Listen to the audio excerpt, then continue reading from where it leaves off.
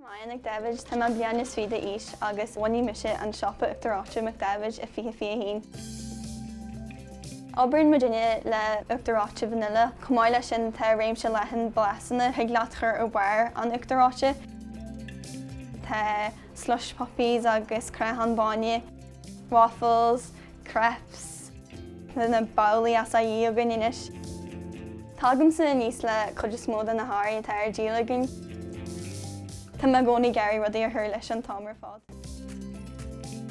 Nuair a thosaigh ní raibh atúir ag obair a inis bhfuil láthair tá deich gisa ag obair.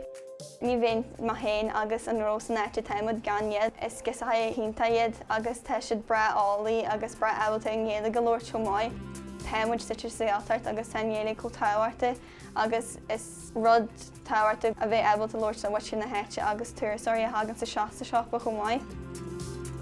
Rud amhaine dhéanann smise difriúil a gcomparáid le gróna ile ná tá taithí agam a bheith ag obair na man hóisialta de dhéanann muid fein na nGaeltacht agus an chéad fein a runmuid ar TikTok tháinig 330,000 duine é. Is dóid ionta é leis an ró agus an teanga ar chun thosaigh. Is ionar bhordú an radaim seo eil, níor hÉireann me réal nuair a thosaigh seo a bhí hén go bhéon sa ábalta seo bhaint. Is aitheantas ionta atá don ró agus na gisaithe i ligeadh ag obair. Táim bradal as am héin nuair siúlann sa seo go dtí Siopa agus ar aiceann sin an éit táim níl me ábalta ar chuid fel is lomsa an éit seo.